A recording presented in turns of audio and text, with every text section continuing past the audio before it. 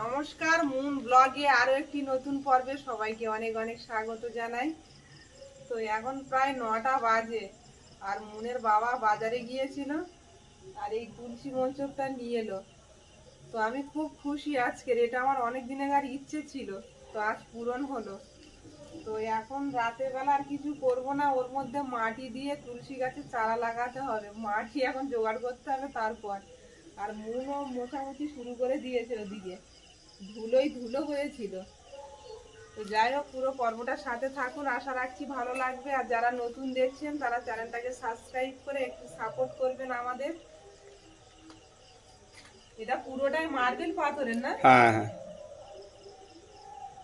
খুব ভালো হয়েছে, একদিকে গোপালের ছবি আর একদিকে রাধা কৃষ্ণের ছবি, ভালো লাগছে।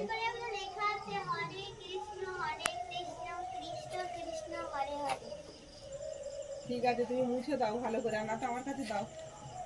পাচ্ছ মুছতে? বাজার থেকে চলে এসেছি আজকে, আর এসে রান্না চাপিয়ে দিয়েছি। আজকের সকালবেলা রান্না হচ্ছে সয়াবিন আলু দিয়ে কুমড়োর তরকারি। তো রান্না করে আবারও বেরিয়ে যাব। আর সয়াবিনটা এইমাত্র ভেজালাম, একটু সময় লাগবে ভিজতে। আর এদিকে কুমড়ো আর আলুটা কেটে নিচ্ছি। আর আমি একা বাড়িতে, মন প্রাইভেটে গেছে, তো এইভাবেই সময়গুলো কাটায় একা একা। সয়াবিন আলু কুমড়ো তরকারিটা বানানোর জন্য আগে থেকে একটা আলু কেটে সেদ্ধ চাপিয়ে দিয়েছি, এটাকে আধা সেদ্ধ করে নেব।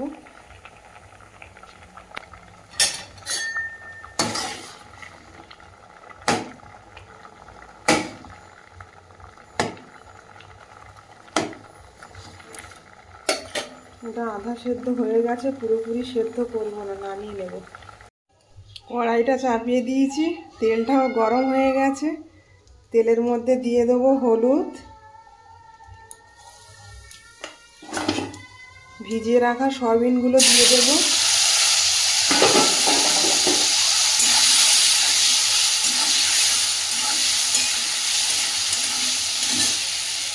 দিয়ে দেবো পরিমাণ মতো লবণ, দিয়ে ভালো করে সয়াবিনটাকে ভেজে নেব।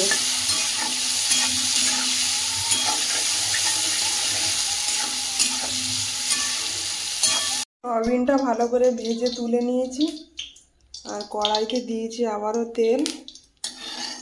তো আজকের অনেক দিন বাদে সয়াবিন রান্না হচ্ছে আমাদের বাড়িতে, অনেক দিন সয়াবিন রান্না হয় না। আর ওদিকে সময়ও হয়ে আসছে বাজারে যাওয়ার, অনেকটা টাইম হয়ে যাচ্ছে।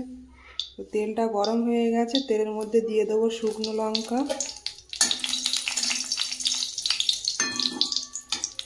কুমড়ো দিয়ে সয়াবিন রান্না করলে খুব ভালোই। লঙ্কাটা ভাজা ভাজা হয়ে গেছে, দিয়ে দেবো তেজপাতা,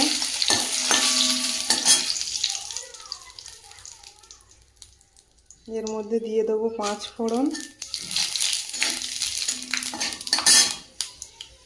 দিয়ে দেবো আদা কুচানো,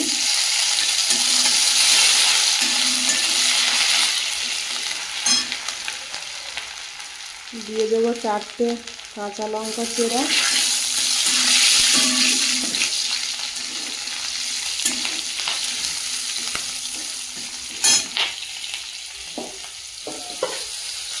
আদাটা ভাজা ভাজা হয়ে গেছে, দিয়ে দেবো কুমড়ো, কাঁচা কুমড়ো দিয়ে সয়াবিনের তরকারি।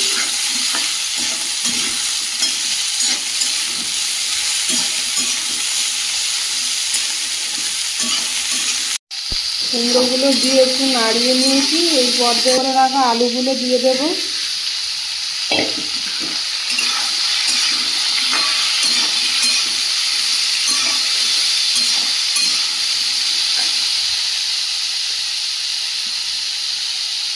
এই পর্যায়ে দিয়ে দেবো পরিমাণ মতো হলুদ গুঁড়ো,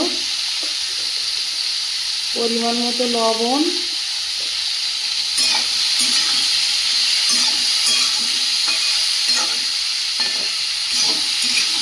দিয়ে ভালো করে কষিয়ে নেব।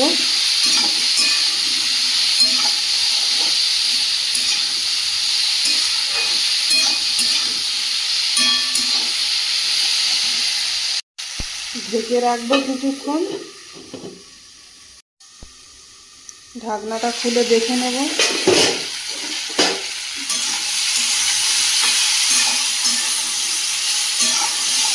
কুমড়ো থেকে জল ছাড়তে শুরু করে দিয়েছে। এই পর্যায়ে দিয়ে দেবো ভেজে রাখা সয়াবিনগুলো।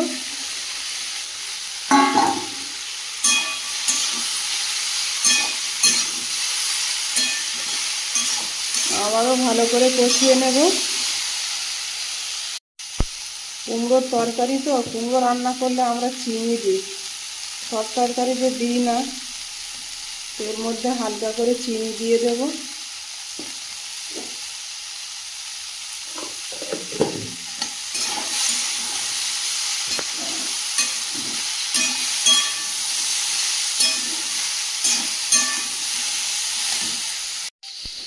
সবজিগুলো ভালো করে কষিয়ে নিয়েছি, দিয়ে দেব জল।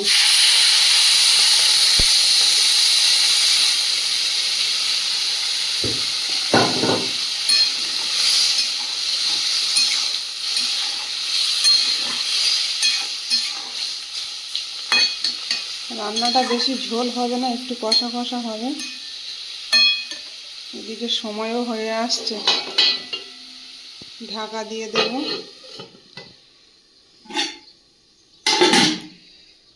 মুনের বাবা হয়তো এত সময় চলে এসছে, জল টল সব ভরা কমপ্লিট, বেরিয়ে যাব। আর এদিকে তুলসী মঞ্চকের গায়ে গোপাল ঠাকুরের ছবিটা সকালবেলা ঘুম থেকে উঠলেই চোখে পড়বে, খুব ভালো লাগছে। সকালবেলা উঠেই ঠাকুর দর্শন করতে পারবো। তো এটা অনেক দিন আগের ইচ্ছে ছিল কেনার, তো ইচ্ছেটা পূরণ হলো। ঢাকনাটা খুলে দেখে নেব, ঝোলটা একদম কমে এসেছে।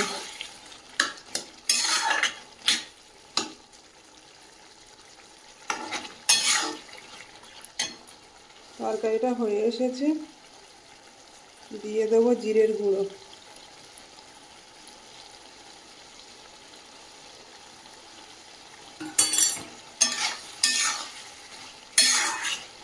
ব্যাস, আজকের তেলাপিয়ার 5 টাকা, বড় বড় ট্যাংরা 100 টাকা কিলো, 100 টাকা কিলো, 100 টাকা কিলো। বলে 100 টাকা কিলো, 100 টাকা কিলো। বড় বড় তেলাপিয়া, বড় বড় তেলাপিয়া। সাইকেলে কি জানো? 10 টাকা 100, 10 টাকা 100 কাকাও বেছে নাও। আচ্ছা আমি বাড়ি চলে যাচ্ছি। কি মাছ খাবে? বাড়িতে চলে যায়, মনের ছুটির টাইম হয়ে যাচ্ছে ওদিকে।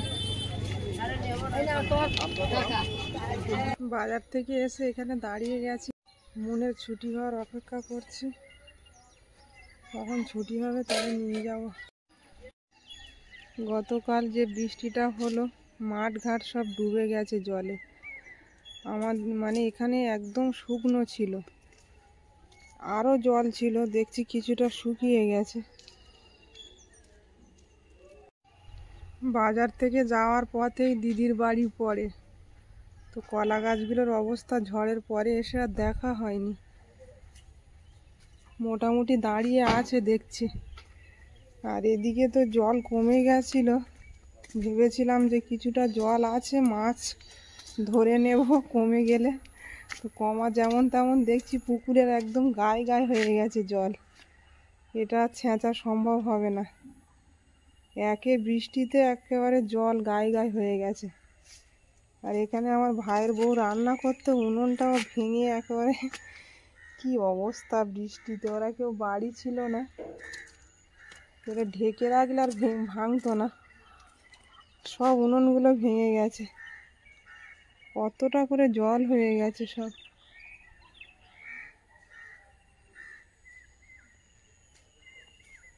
সজনে গাছের ডালটা এই জায়গাটা পুঁতে দিয়ে গেছিলাম, কিন্তু তখন জল ছিল না, বৃষ্টির জলে তো ডুবে গেছে, এটা পচে যাবে। এখান থেকে তুলে নিয়ে অন্য জায়গায় দিতে হবে।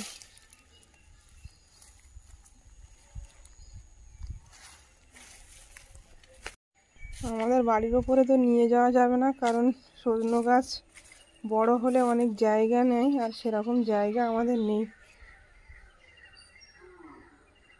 তো এরকম জায়গায় পুঁতে দিয়ে যাব। এটা আগের দিন পুঁতে দিয়ে গেছিল, ওটাও বসিয়ে দিলাম ওর পাশে, যদি হয় নিয়ে অন্য জায়গায় বসানো যাবে পরে, এখন ওখানে থাক। তো দিদি, মা, বাবা ওরা তো কেউ আসার সময় পায় না তেমন, আমি মাঝে মাঝে আসি, এসে দেখে টেকে আবার চলে যাই সময় হলে।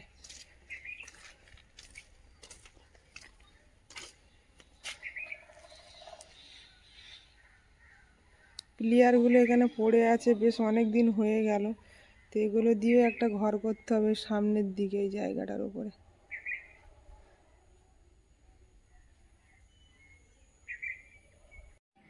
ঘরের অবস্থা খুবই খারাপ, এই যে সব ভাড়াটিয়ারা ছিল তো তারা যাওয়ার সময় চলে গেছে, কিছু কিছু জিনিস নিয়ে যায়নি, সবই পড়ে আছে। তো পরিষ্কার আর করা হয় না, ওরাও আসে না, আমারও সময় হয় না এগুলো করার, সব ওইভাবে পড়ে আছে। মন পড়ে আসার সময় একটা বড় ফুল গাছের ডাল এনেছে, কোথায় পুঁতবে ওরা আন্টির বাড়ি থেকে। এখন আমার তো জায়গা নেই ভিতরে, গাছ অনেকটা জায়গা নেই, ভিতরে দেওয়া যাবে না। তাও এবার এটা এই পর্যন্ত হলো, আর যদি এইটাকে আমি নিই এই পার পর্যন্ত, তাহলে এটা এতটা পেরিয়ে যাচ্ছে।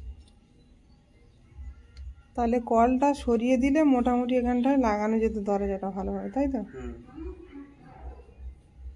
ওইটা মাঝখান দিয়ে মাপটা একটু নয় দেখি, ওই কলটা সরে যাবে।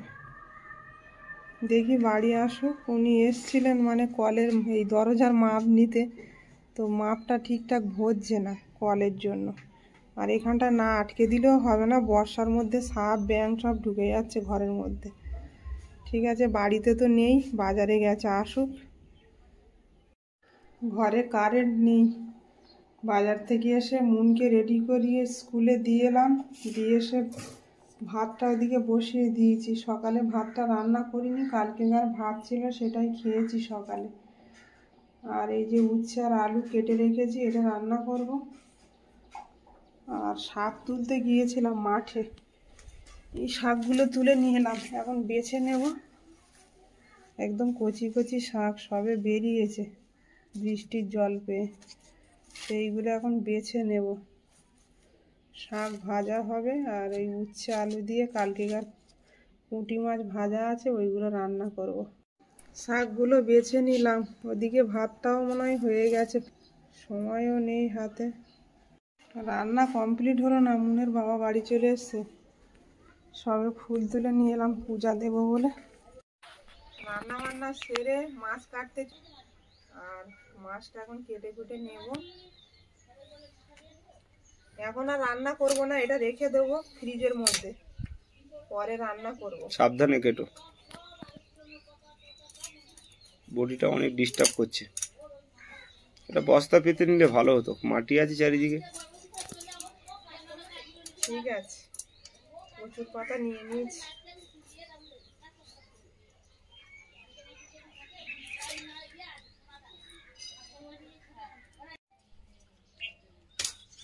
লাস্টে এই মাছটা নিয়ে বসেছিল, তো লাস্টে ভাবলো যে কতক্ষণ বসে থাকবো, মাছটা নিয়ে যায়। আর মুনও খেতে ভালোবাসে, এরকমই হয় মাঝে মাঝে, একটা আধটা মাছ থেকে যায় আর বিক্রি হতে চায় না।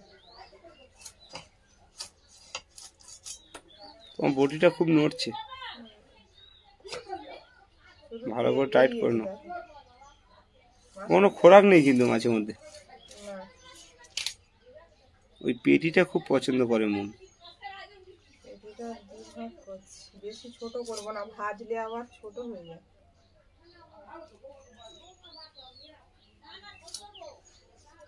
পাতলা করো মাছ, মশলাপাতি ঢুকবে, পাতলা করো।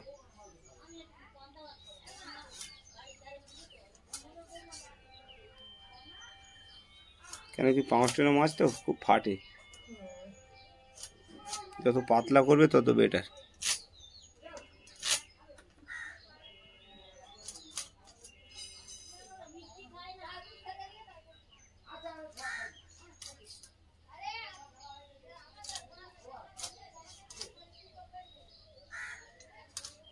মুনের বাবা চান করলে আর খাওয়া দাওয়া করবো। মুনের দেরি হয় স্কুল থেকে বাড়ি আসতে, 3:30 বেজে যায়।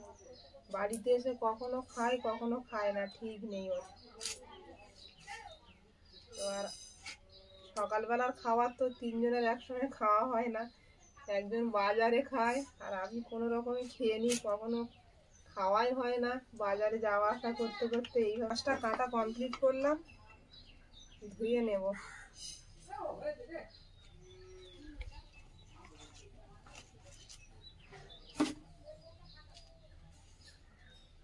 দুপুরের মতো মোটামুটি কাজ কমপ্লিট হলো। এবার খাওয়া দাওয়া করে আবার বেরিয়ে পড়তে হবে বোনকে নিয়ে আসতে যেতে। তো পর্বটা এখানেই শেষ করব। পর্বটা যদি ভালো লাগে একটু কমেন্টসে জানাবেন, আর সবাই ভালো থাকবেন, সুস্থ থাকবেন। দেখা হচ্ছে আগামী পর্বে। নমস্কার।